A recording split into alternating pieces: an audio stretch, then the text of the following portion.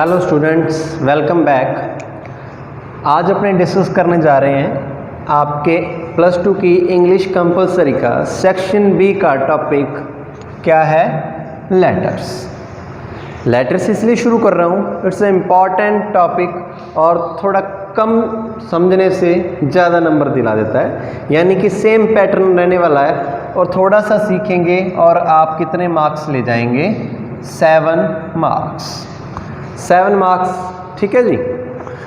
तो लेटर्स क्या आते हैं, पत्र जो आप जब आप छोटे बच्चे थे यानी आप 5वीं या 7वीं थे तब से आप ये लेटर्स लिख रहे हैं। तो लेटर्स 3 तरह के होते हैं। सबसे पहले लेटर्स जो आपने आज सीखेंगे वो क्या है, बिजनेस लेटर्स या ऑफिशियल लेटर्स। बिजनेस लेटर्स या ऑफिशियल लेटर्स। बिजनेस लेटर्स क्या आते हैं, यानी कि एक फर्म है, फर्म यानी कि कंपनी, वो किसी दूसरी कंपनी को कोई लेटर भेज रही है या कोई कस्टमर किसी कंपनी को लेटर भेज रहा है, लिख रहा है, वो किस कैटेगरी में आएंगे, बिजनेस लेटर्स।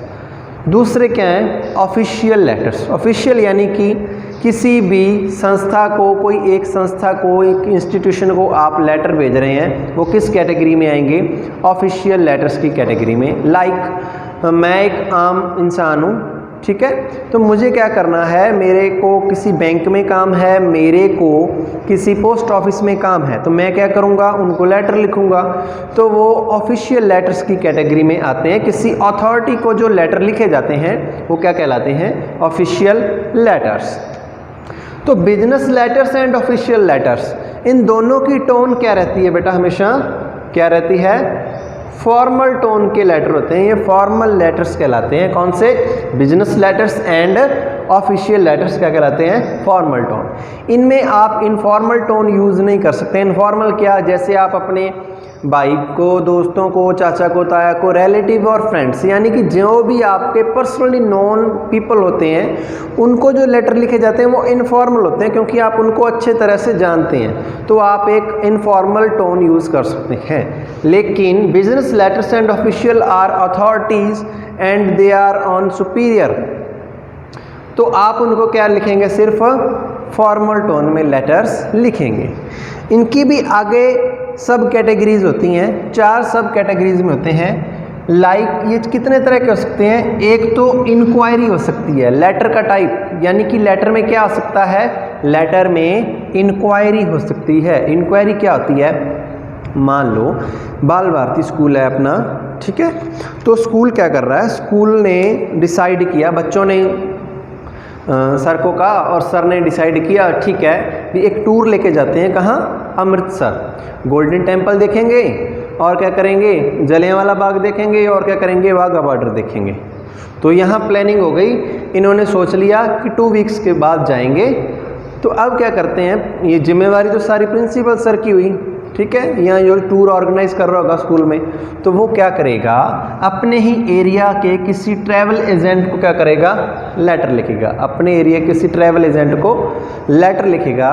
वो लेटर में कहेगा कि हमारे स्कूल का 100 बच्चा है या 150 बच्चा है, हम इस डेट को वहाँ जा रहे हैं, कहाँ जा रहे हैं, अमृतसर जा रहे हैं, तो वहाँ हमें कोई ज़्यादा नॉलेज नहीं है, तो हम आपसे पूछ रहे हैं कि वहाँ अगर हम आपसे बुक करवाएं टूर, तो आप हमें अकोमोडेट कैसे करेंगे, यानी कि हमारे रहने सहने का इंतज़ाम कैसे होगा और हमारे खाने का इंतज़ाम क्या होगा, हमारा खर्चा कितना आएगा, कैसे लेके जाओगे। तो जो भी आपकी इंक्वायरी, जो भी सवाल आपके दिमाग में उपजेंगे, आएंगे, वो आप लेटर में लिख के उसको भेजोगे। तो वो लेटर का टाइप क्या होगा, उस लेटर में क्या होगी, इंक्वायरी, इंक्वायरिंग समथिंग, लेटर्स, ठीक है। Second type of letters is information.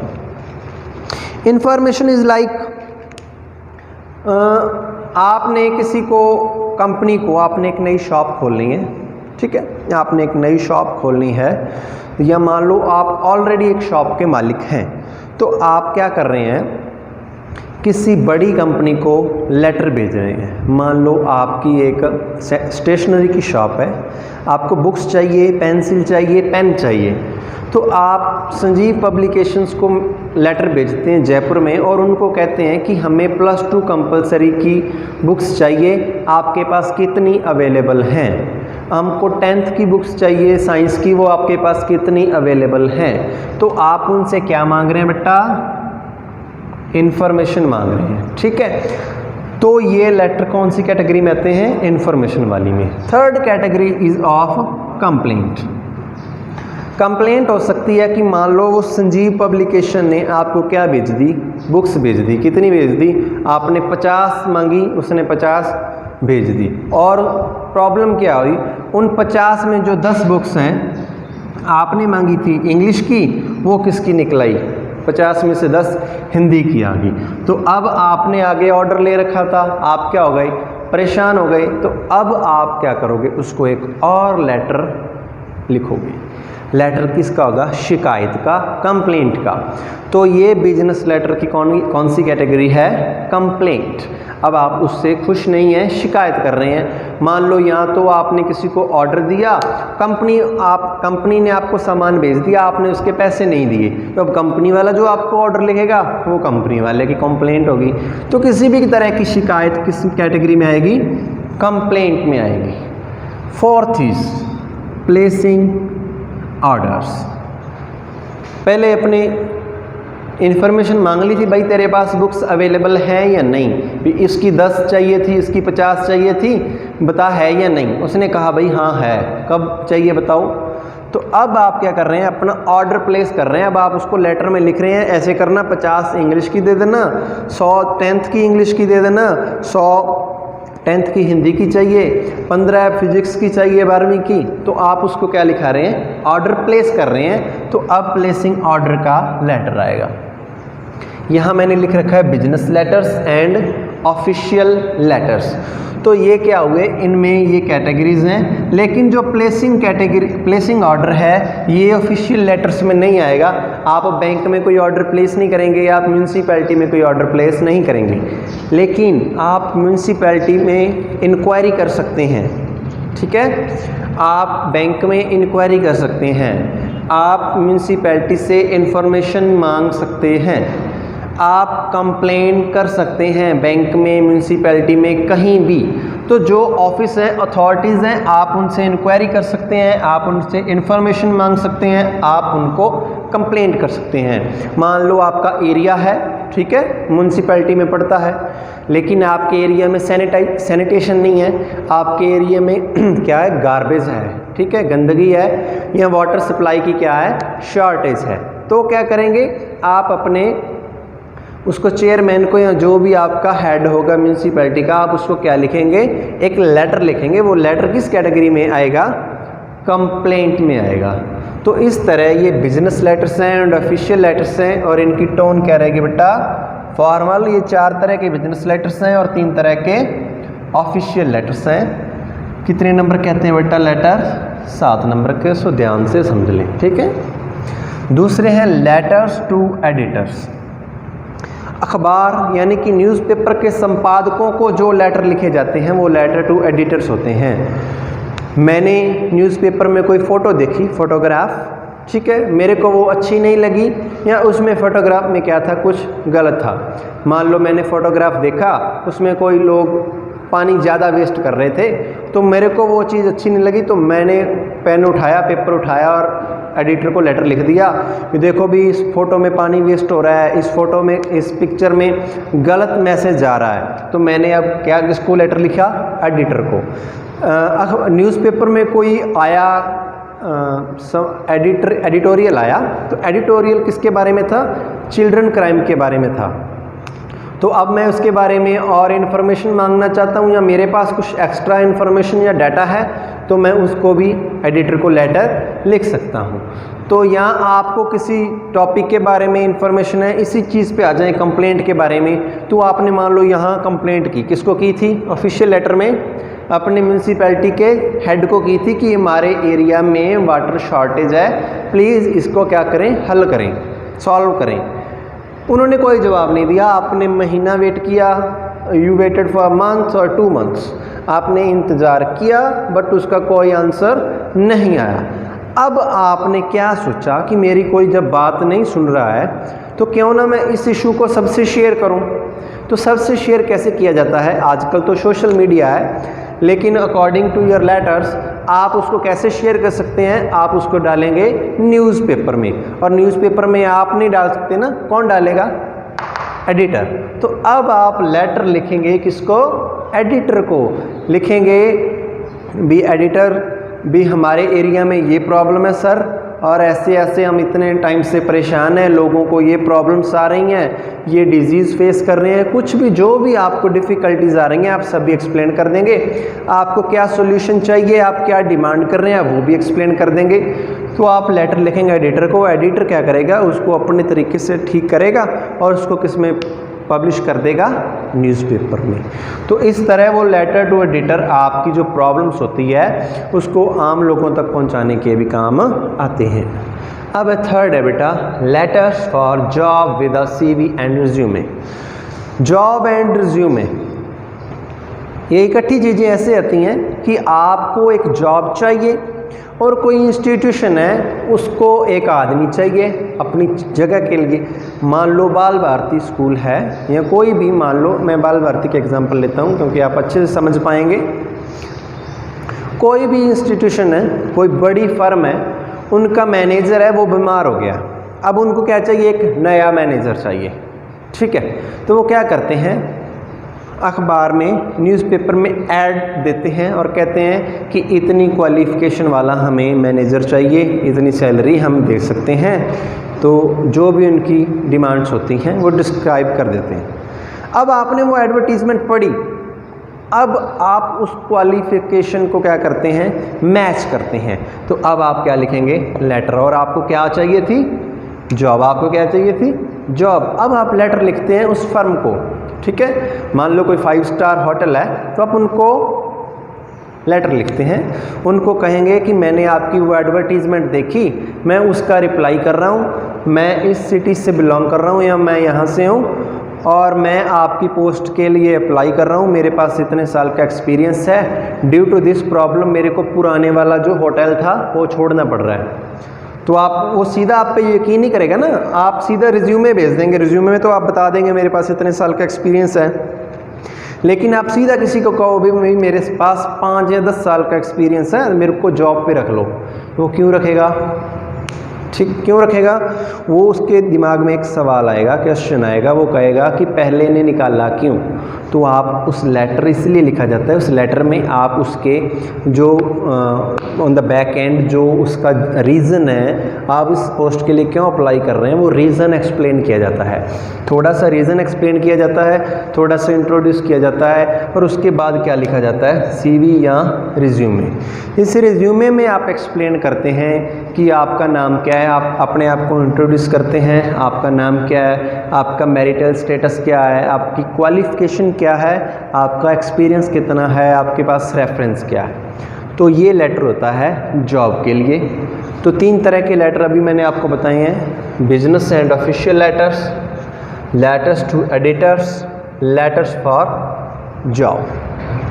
इन सभी का फॉर्मेट सेम रहता है। लेटर्स का क्या रहता है? फॉर्मेट सेम रहता है, लेकिन बीच में जो इनका मटेरियल होता है, मेन पार्ट, बॉडी स्ट्रक्चर कहते हैं, बॉडी पैराग्राफ, वो चेंज होता रहता है क्योंकि टोन चेंज हो जाती है। फॉर्मल लेटर्स लगभग ये सारे फॉर्मल हैं क्योंकि आप दोस्त से नौकरी नहीं मांगेंगे, एडिटर आपका दोस्त नहीं है, ठीक है। तो सभी लेटर्स की टोन आपकी क्या रहेगी? फॉर्मल रहेगी, और आप इन लेटर्स का फॉर्मेट सेम रहेगा। अभी मैं आपको क्या करेंगे? फॉर्मेट एक्सप्लेन करेंगे। ये उतार लें।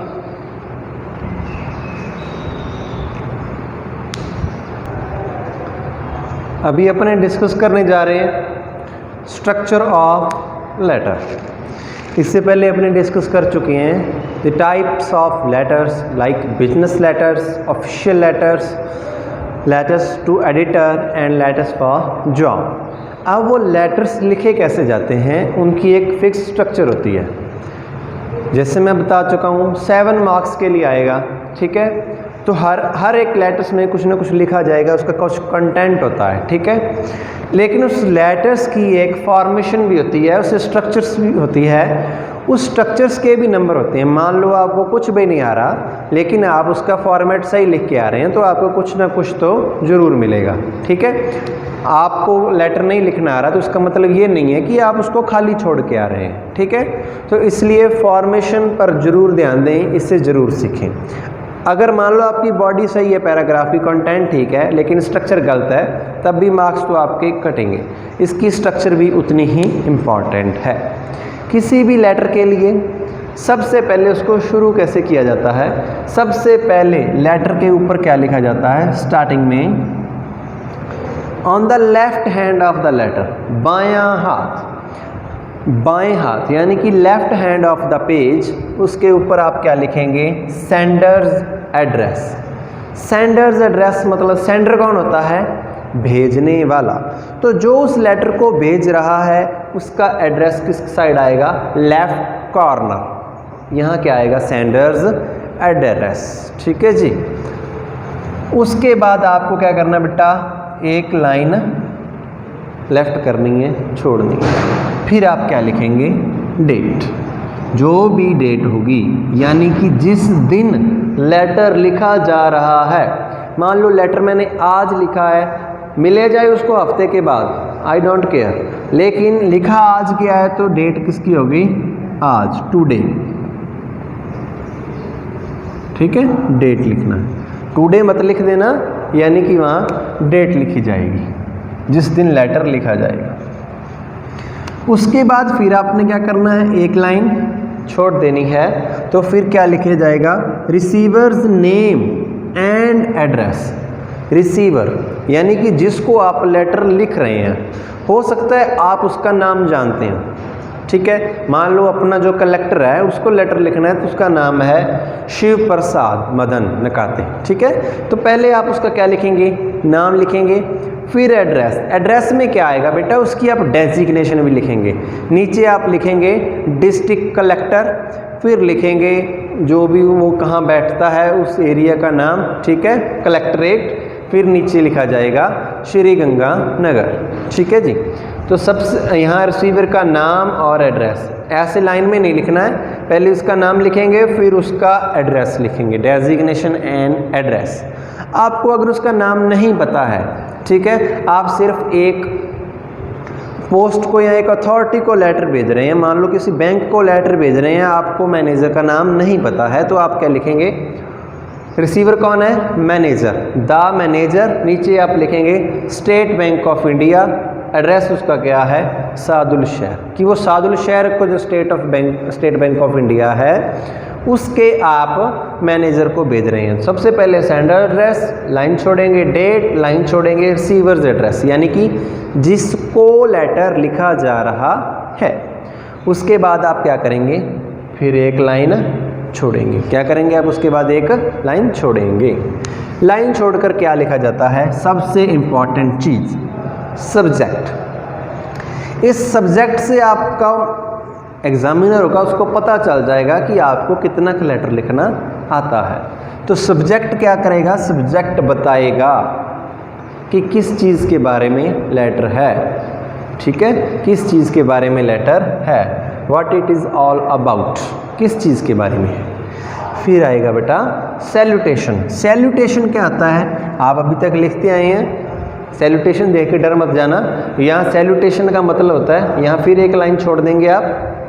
सैल्यूटेशन का मतलब होता है, आप लिखते हैं ना डियर सर, डियर मैम, ठीक है, तो उसी को सैल्यूटेशन कहा जाता है, ठीक है, डियर सर और मैम। अगर आपको पता ही नहीं है मैनेजर कौन है, वो सर भी हो सकता है, मैम भी हो सकता है, तो आप सैल्यूटेशन में ये भी लिख सकते हैं, डियर सर और मैम, ठीक है जी। ये नहीं डालना तो उसकी जगह पे आप ऑब्लिक भी डाल सकते हैं। तो डियर सर और मैम सैल्यूटेशन की जगह पे लिखा जाता है। यहाँ सैल्यूटेशन लिखना नहीं है, यानी कि यहाँ क्या लिखना है, डियर सर और मैम लिखना है। आप क्या करेंगे, अब यहाँ से क्या शुरू होता है, नेक्स्ट लाइन में मैंने लिखा है बॉडी पैराग्राफ। बॉडी पैराग्राफ क्या आता है, कंटेंट यानी कि टॉपिक क्या है, टॉपिक में आपने लिखना क्या क्या है। ठीक है, इसे कंटेंट भी कहते हैं, इसे बॉडी पैराग्राफ भी कहते हैं। तो इसमें आप एक्सप्लेन करेंगे कि आप कहना क्या चाहते हैं। लेटर, मान लो लेटर किस चीज़ के बारे में कंप्लेंट की जा रही है, तो इसके कंटेंट में आप लिखेंगे कि आप मैनेजर को लिख रहे हैं कि मैंने आपकी फर्म से ये चीज़ खरीदी थी, तो उस चीज़ में ये फॉल्ट आया है, अब मैं चाहता हूँ इसको रिप्लेस किया जाए या मेरे को क्या किया जाए, रिफ़ंड किया जाए। तो अब उसको बॉडी पैराग्राफ में आप सारा जो चीज़ है वो A to Z आप क्या कर देंगे, उसको एक्सप्लेन कर देंगे। फिर यहाँ लिखा जाता है क्लोजिंग फ्रेज, यहाँ लिख दिया। वैसे क्लोजिंग फ्रेज को आप यहाँ भी लिख सकते हैं, मतलब बॉडी पैराग्राफ के बिल्कुल नीचे यहीं लिखी जाएगी, शुरू यहीं से होगा।